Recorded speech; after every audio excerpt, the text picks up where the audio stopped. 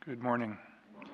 Today is the feast day of Saints Timothy and Titus. Obviously, I know nothing about St. Titus, but St. Timothy, on the other hand, was encountered by St. Paul, and St. Paul proclaimed the gospel to him, and he converted and became a bishop and a preacher of the gospel as well. There's an apocryphal account that says that St. Timothy was martyred. The church doesn't consider him a martyr, so no red, we got white. But I like the apocryphal account that describes his martyrdom.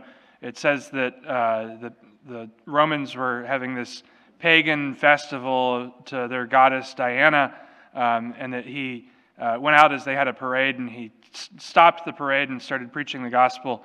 And they got mad at him, and so they bound him up and dragged him by his feet through the town, and then they finally stoned him to death.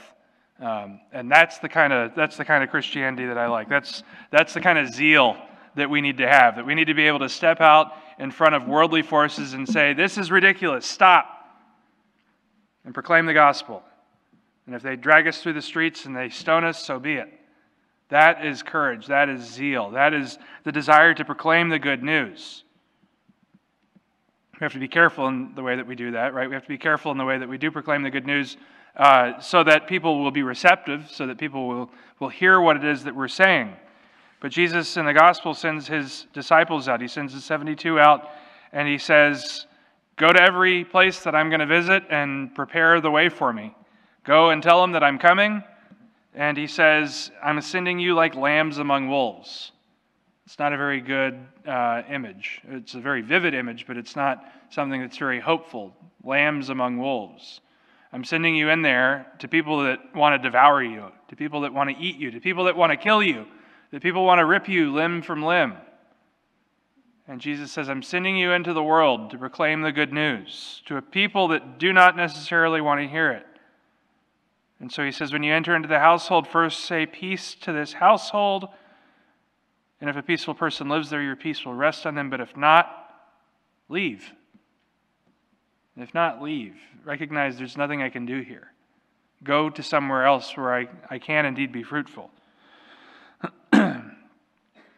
So we recognize the missionary call of the gospel that reaches to each and every one of us, that we're called to go and we're called to preach the good news, that we're called to spread the gospel, that we're called to proclaim Jesus Christ, his life, his death, his resurrection, his ascension. We're called to proclaim who he is, what he's done. We're called to live our lives in a way that shows that. We're called to live our lives in a way in which we can be sent among the wolves, though we are like lambs. We're called to live our lives in a way that we can step in front of the worldly parade of ridiculousness and say, "This is ridiculous. Let me proclaim to you the gospel. Let me proclaim to you a better way of life.